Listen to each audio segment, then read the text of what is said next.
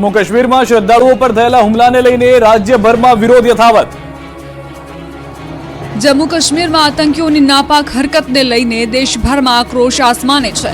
જમ્મુ કાશ્મીરમાં શ્રદ્ધાળુઓ પર થયેલા હુમલાને લઈને દાહોદ જિલ્લામાં વિરોધ થયો। દાહોદમાં સ્વામી વિવેકાનંદ ચોક ખાતે વિશ્વ હિન્દુ પરિષદ બજરંગ દળ દ્વારા વિરોધ કરાયો। આતંકવાદી પુતળા દહન કરી વિરોધ કરાયો। મરણ પામેલા શ્રદ્ધાળુઓની આત્માની શાંતિ માટે 2 મિનિટનું મૌન પાળ્યું। તો અમદાવાદમાં બજરંગ દળ દ્વારા વિરોધ કરાયો। સૂત્રોચ્ચાર અને આતંકવાદી પુતળા દહન કરીને વિરોધ કરાયો। અમદાવાદ કલેક્ટર કચેરી ખાતે પહોંચી આવેદનપત્ર આપ્યું। આતંકવાદ હટાવોના નારા લગાવ્યા। જેહાદી વિચારધારા મુક્ત ભારતના લગાવ્યા નારા। સુરતના મંદિર મુદ્દે પાલિકાની નોટિસ બાદ વિરોધ પ્રદર્શન। વિશ્વ હિન્દુ પરિષદ બજરંગ દળ દ્વારા વિરોધ પ્રદર્શન। હાઈકોર્ટની સૂચના બાદ સુરત સહિત સમગ્ર ગુજરાતના રસ્તા પરના ધાર્મિક સ્થળો હટાવવા માટેની સૂચના આપી છે। જાહેર રસ્તા પર આવેલા ધાર્મિક સ્થળોને હટાવવા માટે નોટિસ આપવામાં આવી છે। સુરતમાં રસ્તા પરના મંદિરના મુદ્દે વીએચપી અને બજરંગ દળના આક્રમક તેવર જોવા મળી રહ્યા છે। સુરતના રસ્તા પરના મંદિર મુદ્દે પાલિકાની નોટિસ બાદ ધાર્મિક સંસ્થાઓએ પાલિકા કલેક્ટરને આવેદનપત્ર આપ્યું હતું। રસ્તા પરના મંદિર સાથે સુરતના બાળ પૌરાણિક મંદિરને પણ નોટિસ આપી છે। તે નોટિસ રદ કરવામાં નહીં આવે તો આંદોલન કરવા માટેની ચીમકી આપવામાં આવી છે। શહેરમાં વિશ્વ હિન્દુ પરિષદ અને બજરંગ દળ દ્વારા પાલિકા કચેરી અને કલેક્ટર કચેરી સામે આક્રમક વિરોધ પ્રદર્શન કર્યું। વીએચપી અને બજરંગ દળના કાર્યકરો એકઠા થયા। સૂત્રોચ્ચાર સાથે વિરોધ પ્રદર્શન કરી રહેલા કાર્યકરોએ રામધૂન બોલાવી મંદિરને તોડવા કરતા વૈકલ્પિક વ્યવસ્થા કરવા માંગ કરી। વડોદરામાં ટ્રકમાં થયો ભડકો, ધુમાડાના ગોટે ગોટા નીકળ્યા। વડોદરાના રણોલી ખાતે યાર્ડમાં ટ્રક અનલોડિંગ કરતી વખતે આગ લાગતા નાસભાગ મચી હતી। રણોલી ખાતેના યાર્ડમાં ટ્રક અનલોડિંગ કરવામાં આવી રહી હતી ત્યારે શોર્ટ સર્કિટના કારણે આગ લાગી હતી। જોતજોતામાં જ ટ્રક આગમાં લપેટાઈ ગઈ હતી। બનાવ અંગેની જાણ થતાં જ ફાયર બ્રિગેડની ટીમ ઘટના સ્થળે આવી પહોંચી હતી અને આગને કાબૂમાં લેવા માટે પાણીનો મારો ચલાવ્યો હતો। બનાવને પગલે પોલીસ પણ આવી ગઈ હતી અને પ્રાથમિક વિગતો મેળવી હતી। આગ કાબૂમાં આવી જતા મોટી દુર્ઘટના ટળી ગઈ। જોકે આગ એટલી વિકરાળ હતી કે આસપાસના વિસ્તારમાં ધુમાડાના ગોટે ગોટા ઉડતા જોવા મળ્યા હતા। તો અચાનક લાગેલી આગના પગલે યાર્ડમાં કામ કરતા લોકોના જીવ તાળવે ચોંટ્યા હતા। સાબરકાંઠાથી સમાચાર। અકસ્માત બાદ કારમાં આગ લાગી હતી। કાર ડિવાઈડર સાથે ટકરાતા કારમાં આગ લાગી। ખેડબ્રહ્માના રાધીવાડ પેટ્રોલ પંપ પાસેની ઘટના। કારમાં સવાર 7 વ્યક્તિઓનો આબાદ બચાવ। કારમાં સવાર 7 જેટલા લોકોને નાની મોટી ઈજાઓ, સદનસીબે મોટી જાનહાની ટળી હતી। આગ પર કાબુ મેળવી લેવાયો છે।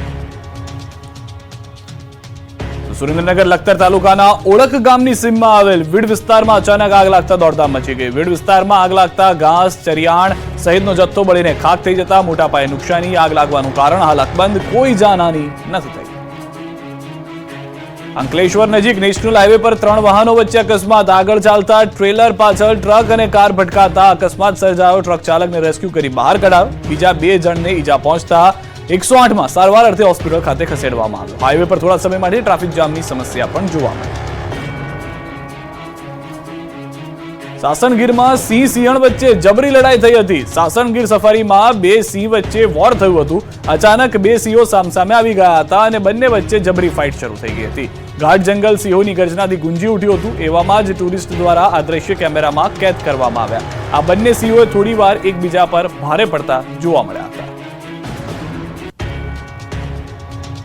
આ તરફ સાબરકાંઠાના ડુંગર પર દીપડો દેખાયાનો વિડીયો વાયરલ। વડાલીના મહોર ગામમાં ડુંગર પર દીપડો દેખાયાનો વિડીયો। ગામમાંથી નીકળેલા વરઘોડાના ડ્રોનથી શૂટિંગ દરમિયાન કેદ થયો। ડુંગરના પથ્થરો પર આટાફેરા કરતો દીપડો ડ્રોનમાં કેદ થયો। એક તરફ ડુંગર પાસેથી પસાર થતો વરઘોડો, બીજી તરફ ડુંગર પર દીપડાના આટાફેરા। વરઘોડા સાથે દીપડો ડ્રોન શોટમાં કેદ થયેલો જોવા મળ્યો છે।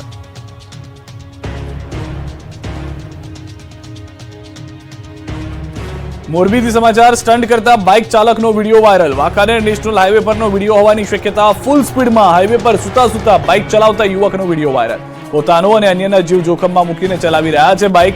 વિડીયો વાયરલ થતા પોલીસે તપાસ શરૂ કરી। વિડીયો વાયરલ થતા આ પોલીસ તપાસ કરી રહ્યું છે। ન્યૂઝ 18 ગુજરાતી વિડીયોની પુષ્ટિ નથી કરી। ઉનાના લેરકા ગામે તંત્રએ કર્યું અક્કલનું પ્રદર્શન। વીજપોલ હટાવ્યા વિના જ બનાવી દેવાયો રસ્તો। ગીર સોમનાથના ઉનાના લેરકા ગામનો રસ્તો જોઈને પહેલી નજર તો એવું જ લાગે કે વાહ કહેવું પડે તંત્રના અધિકારીઓનું। નવો રસ્તો બનાવ્યો પરંતુ થાંભલો હટાવવાનું ભૂલી ગયા। તેમને આટલો મોટો થાંભલો રસ્તાની બરાબર વચ્ચે વાહન ચાલકોને અડચણરૂપ બને તેવા વિચાર જ ન આવ્યો। આને કહેવાય તંત્રની લાલિયાવાડી। પહેલા અક્કલનું પ્રદર્શન કર્યું, પછી ભૂલને સુધારી। ઉનાના લેરકા ગામે રોડ બનાવનારા અધિકારીઓનું તો કહેવું જ શું। જે બુદ્ધિનું પ્રદર્શન તેમણે રસ્તો બનાવવામાં કર્યું છે તેવી કોઈ કલ્પના પણ ભાગ્યે જ કરી શકે. આના કરતાં તો અભણ માણસોને કીધું હોય તો સરસ રસ્તો બનાવી દે. તમે રસ્તા પર વાહન ચલાવીને જતા હો અને રસ્તાની બરાબર વચ્ચે જ આવો થાંભલો આવી જાય તો તમારા મગજમાં કેટલા બધા વિચાર આવે. કોડીનાર, ડોળાસા અને ઉનાના લેરકા ગામને જોડતા રસ્તાની વચ્ચોવચ વીજ પોલથી લોકો પરેશાન થઈ ગયા. આ નવા રોડ જોઈને લોકો તંત્રની ઝાટકણી કાઢી રહ્યા છે. આ અંગેના અહેવાલ બાદ 4 કિલોમીટરના રવા રોડની વચ્ચે રહી ગયેલા વીજપોલને કાઢવામાં આવ્યો. રસ્તા વચ્ચેથી વીજપોલ હટાવાયો. સુરેન્દ્રનગરના 3000થી વધુ લોકો 40 વર્ષથી પ્રાથમિક સુવિધાથી વંચિત. એક બેડા માટે તરસતી મહિલાઓ, રોડ પર પાણી ભરવા પગપાળા કરવા મજબૂર માતાઓ, પાણીની ટાંકીઓમાં દેખાતા તળિયા. પાણીના પારાયણના દ્રશ્યો છે સુરેન્દ્રનગરના. સુરેન્દ્રનગરની સુડવેલ સોસાયટીના 3000થી વધુ લોકો 40 વર્ષથી પ્રાથમિક સુવિધાઓથી વંચિત છે. સુરેન્દ્રનગર દુધરેજ વઢવાણ સંયુક્ત નગરપાલિકામાં આવેલા સુડવેલ સોસાયટીમાં 500થી વધુ મકાનોમાં આજ સુધી પીવાનું કે વાપરવાનું પાણી આવતું નથી. અહીં આજે પણ પાણી, પાકા રસ્તા અને ભૂગર્ભ ગટર વ્યવસ્થા જેવી પ્રાથમિક સુવિધાઓ નથી પહોંચી. લોકો હજુ પણ સુવિધાઓ ઝંખી રહ્યા છે, પરંતુ પાલિકાના ચૂંટાયેલા નેતાઓ કે અધિકારીઓ હજુ સુધી એક પણ પ્રાથમિક સુવિધા આપી ન શકતા સ્થાનિકોમાં તંત્ર સામે ભારોભાર રોષ જોવા મળી રહ્યો છે. આ વિસ્તારમાં પાલિકા તંત્ર દ્વારા પાણીની લાઈન તો નાખવામાં આવી છે, પરંતુ 4 દિવસે કે 5 દિવસે અડધો કલાક માંડ પાણી આવે છે. અપૂરતું ને ગંદુ પાણી આવતું હોવાથી લોકોને બહાર પીવાનું પાણી ભરવા જવા મજબૂર થવું પડે છે. આ વિસ્તારમાં રહેતા મોટાભાગના લોકો શ્રમજીવી છે, જેથી પાણી ભરવાની રાહમાં લોકો કામ ધંધે પણ નથી જઈ શકતા. સમયસર અને પૂરતું પાણી ન મળતા લોકો ના છૂટકે સોસાયટીની બહાર રોડ પર પાણી ભરવા જવું પડે છે, અથવા તો પૈસા ખર્ચીને પાણીના ટેન્કર મંગાવવા પડે છે. ગંદા પાણી બહાર રસ્તાઓ પર ભરાઈ રહેતા મચ્છરોના ત્રાસથી રોગચાળો ફેલાય છે, તેમજ ચોમાસામાં તો પાણી ભરાતા નરકાગાર જેવી સ્થિતિનું નિર્માણ થાય છે. કોઈને હોસ્પિટલ લઈ જવા હોય તો એમ્બ્યુલન્સ પણ અંદર આવી શકતી નથી. ત્યારે હવે સ્થાનિકોએ સુવિધા ન મળે તો પાલિકા કચેરી સામે આમરણાંત ઉપવાસ આંદોલન કરવાની ચીમકી પણ ઉચ્ચારી છે. મહેસાણાના વિસનગરમાં 5 દિવસે એકવાર માંડ પાણી આવતા જનતા પરેશાન. નળ ત્યાં જળના દાવાઓ મોટા કરવામાં આવે છે, પરંતુ વાસ્તવિકતા તો એ છે કે મહેસાણાના વિસનગર તાલુકાના જેતલવાસણા ગામે આજે પણ નળ નથી પહોંચ્યા. ગ્રામજનો સાથે નળથી છળ થયું છે. મહેસાણા જિલ્લાના વિસનગર તાલુકાના જેતલવાસણા ગામના લોકો પીવાના પાણી માટે દર ભટકે છે. જેતલવાસણા ગામમાં પાણીની અનિયમિતતાને લઈને ગ્રામજનો હેરાન પરેશાન થઈ રહ્યા છે. ગ્રામજનોના કહેવા પ્રમાણે 4 દિવસ પાણી બંધ રહે છે તો 2 દિવસ પાણી આવે છે. છેલ્લા કેટલાક સમયથી પાણીની અનિયમિતતાને કારણે વારંવાર પાણી માટે ગ્રામજનો વલખા મારી રહ્યા છે. 4000ની વસ્તી ધરાવતા જેતલવાસણા ગામમાં ધરોઈનું પાણી આપવામાં આવે છે. ગામના બસ સ્ટેન્ડ પાસે માત્ર 2 જ નળ પાણીના મૂકવામાં આવ્યા છે, જેથી પાણી ભરવા લાઈનોમાં ઊભા રહેવું પડે છે અને ઘરેથી પાણી ભરવા આવવું પડે છે. ઘરે જે પાણી આપે છે તે પીવા લાયક ન હોવાથી લોકોને બહાર પાણી ભરવા જવા મજબૂર બનવું પડ્યું છે. બનાસકાંઠાના થરાદની કેનાલ બની બિસ્માર. કેનાલમાં ગાબડું પડવાનો સિલસિલો યથાવત. ખેડૂતોની મહા મહેનત પાણીમાં.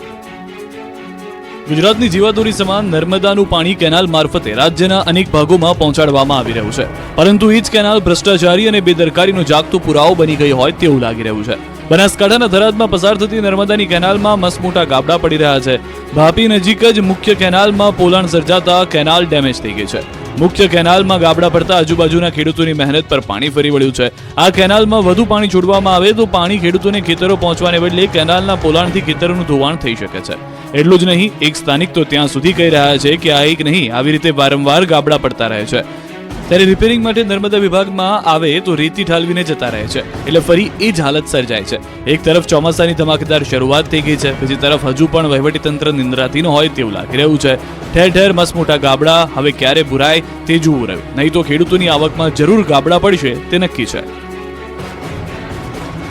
તાલાલામાં આ વર્ષે 21 દિવસ વહેલી કેરીની સિઝન પૂર્ણ. 42 દિવસ ચાલી સિઝન. હવે વંથલીનું માર્કેટિંગ યાર્ડ કેરીથી ઉભરાયું. કેસર કેરીના રસિયાઓ માટે માઠા સમાચાર આવ્યા છે. હવે તાલાલાની કેરી ખાવા નહીં મળે. તાલાલામાં આ વર્ષે 21 દિવસ વહેલા કેરીની સિઝન પૂર્ણ થઈ ગઈ છે. ગીરની પ્રખ્યાત કેસર કેરીની સિઝન વિધિવત રીતે પૂર્ણ જાહેર કરવામાં આવી છે. 1 મેના દિવસે તાલાલા માર્કેટિંગ યાર્ડમાં હરાજીના પ્રથમ દિવસથી લઈને 11 જૂન સુધી 5,96,700 જેટલા 10 કિલો કેરીના બોક્સની આવક થઈ, જે પાછલા વર્ષોની સરખામણીએ ખૂબ ઓછી છે, પરંતુ સરેરાશ બજાર ભાવોને કારણે સિઝન સારી જોવા મળી હતી. 42 દિવસમાં તાલાલાની કેરી અમેરિકા, દુબઈ સહિત અનેક દેશોમાં 500 ટન આસપાસ એક્સપોર્ટ પણ થઈ છે. ગત વર્ષોની તુલનાએ આ વર્ષે કેરીની આવક 50% ઓછી રહી. આ વખતે કેરી ઉત્પાદન ઓછું હોવાને કારણે પણ ભાવ સારા મળ્યા. હરાજીના અંતિમ દિવસે પ્રતિ 10 કિલો કેરીના નીચામાં 460, ઊંચામાં 1200 અને સરેરાશ 725 રૂપિયા પ્રતિ 10 કિલોના બોક્સના જોવા મળ્યા. સિઝન દરમિયાન સરેરાશ 10 કિલોના કાચી કેરીના બોક્સની 400 થી 1400 સુધી બોલી લાગી. સરેરાશ બજાર ભાવ 700 ની આસપાસ જોવા મળ્યા. આ વર્ષની માર્કેટિંગ યાર્ડના વેપારીની વાત કરીએ તો કુલ 41 કરોડ 90 લાખ 60 હજારનો વેપાર થયો. પાછલા વર્ષની સરખામણી આવકમાં 6 લાખ કરતા વધુ બોક્સનો ઘટાડો હતો, પરંતુ સરેરાશ બજાર ભાવમાં 275 રૂપિયાનો મોટો વધારો પણ થયો છે.